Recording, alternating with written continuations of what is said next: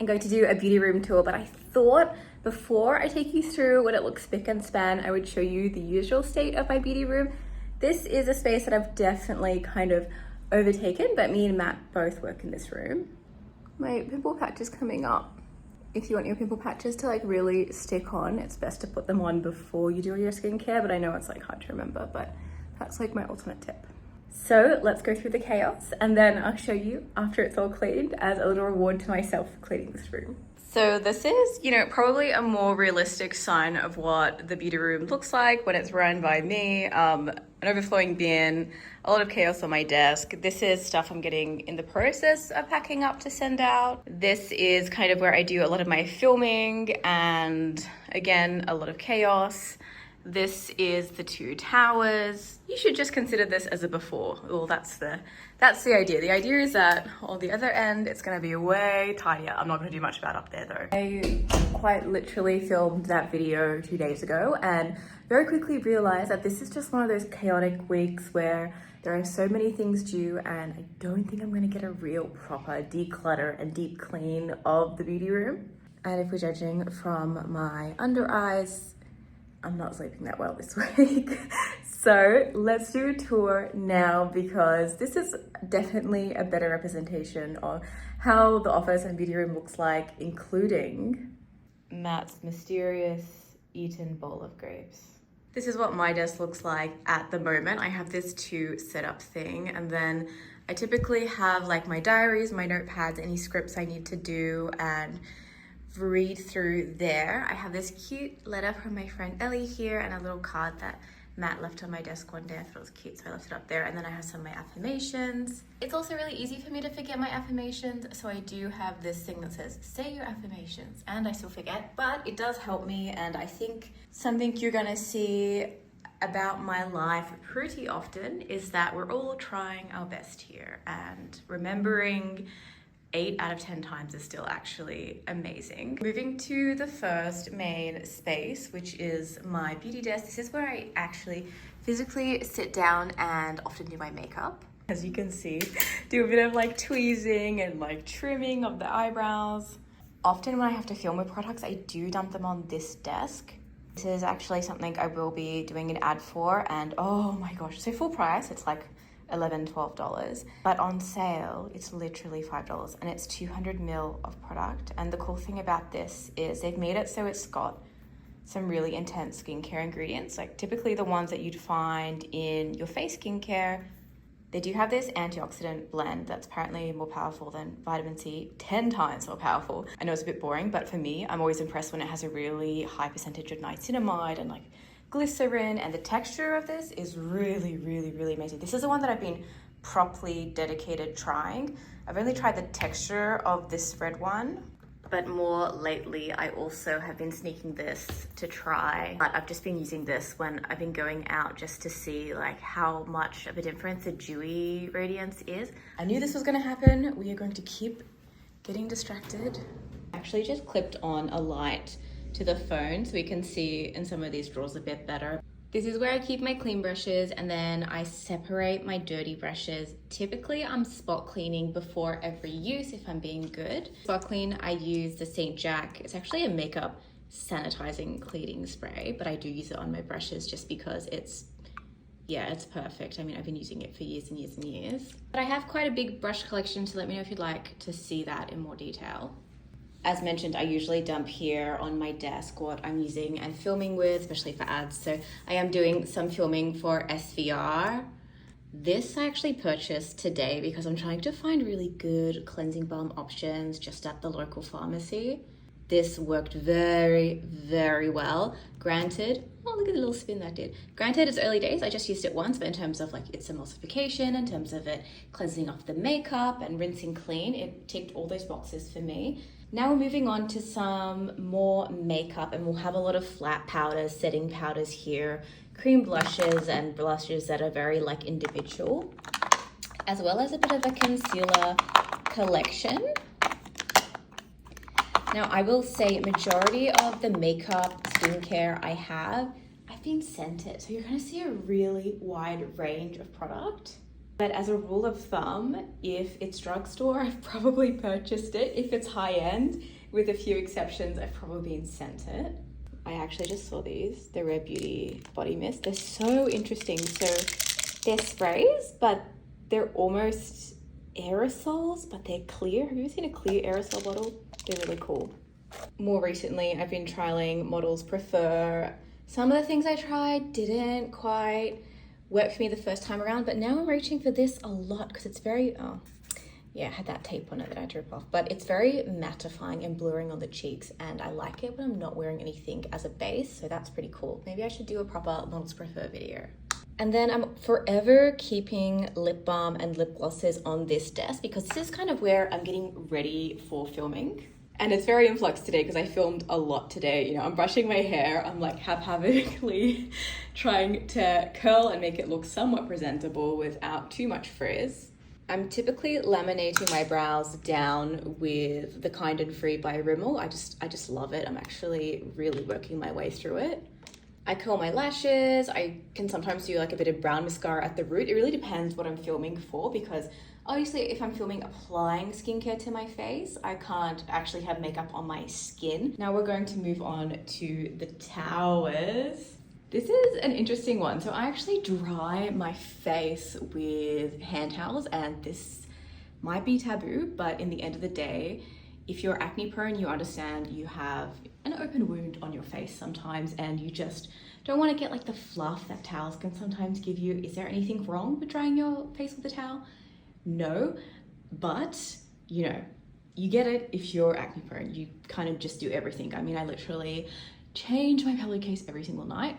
I have some really big toners up here. This Witch Hazel one by Thayers. My gosh, this is really lovely, and it doesn't smell intensely of rose, but I actually use it to clean my ears, my jewelry, that sort of stuff. It's really wonderful. And then this I've been using for yonks. And look, I've been using them both for months now, and they're really only like that. This one's more because it's been a couple months, but there's not dented yet.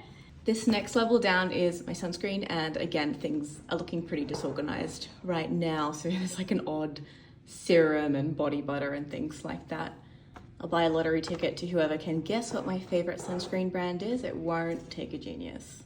The next level is usually spot treatments here, moisturizers here, and then I shove the pimple patches and things like that in there, and a lot of those single-use sort of items. But often this little ledge here ends up being for what I'm testing and trialing and reaching for often. This is the APSKIN face cream, and I've used this for years. This is fantastic. It also just smells like fresh apples, nothing artificial smelling. It's a really, really gorgeous formula, and it does lift my dark spots really, really well. Next level down, this is supposed to be dedicated to serums, but again, we have some strays that have kind of floated in, which is completely fine.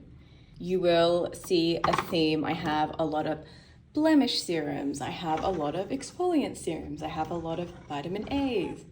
Pretty much anything that's for acne and breakouts, you're gonna probably see in my collection. The next level down, typically where my mists, masks, and Miscellaneous, all, wow, Minnie, I should pat myself on the back for that. Where they all live. Such a shame, because this Alpha H, gosh, this is so gorgeous. This is such a gorgeous bottle. It's such a gorgeous formula. I really should bring it like up on the counter just so I remember to use it. But sometimes when you trial new things, the old favorites do end up taking a back seat.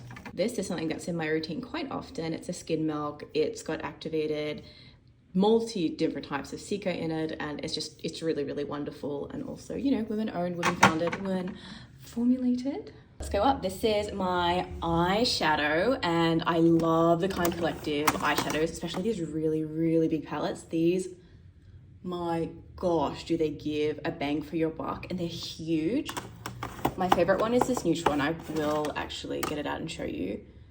This is so easy to use, and it really is. Like, if you're someone that's been in makeup since the 2010s, honestly, what is considered drugstore now would have been considered high-end back in the day. We are so spoiled. I can't believe that you can get a palette for, I don't know, $16 when it's on sale. That outperforms the palettes that I grew up learning makeup on. It's crazy. In terms of other drugstore palettes that are really, really fantastic, these Australis ones are gorgeous and they're very Pat McGrath-esque.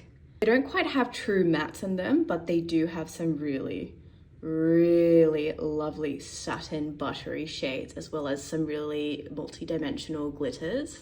Next level is a lot of lip products and glosses, and let me know if you see something that you'd really want me to go into and show. These are pretty high reach products, especially the Complexion, because my skin is so acne prone. If something doesn't work for me in the Complexion category, I just get it out pretty quick. So you can see I don't, how out of touch am I?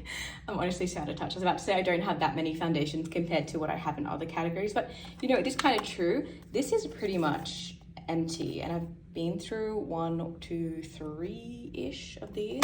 A lot of my picks are always going to be dictated by my skin type, because my skin is fussy, irritated, annoyed at me at all times. At the moment, I'm really liking, oh my gosh, honestly, chaotic. Packaging is chaotic. But I am really loving the L'Oreal True Match, as well as the L'Oreal Skin Tint. Get around here. The thing that I'm going to be like using for the foreseeable future all the time is absolutely the Naked Sundays Peptide Tint, just because, oh my gosh, it's perfect. It's perfect. I wear it at nighttime, even though it literally has SPF 50 in it.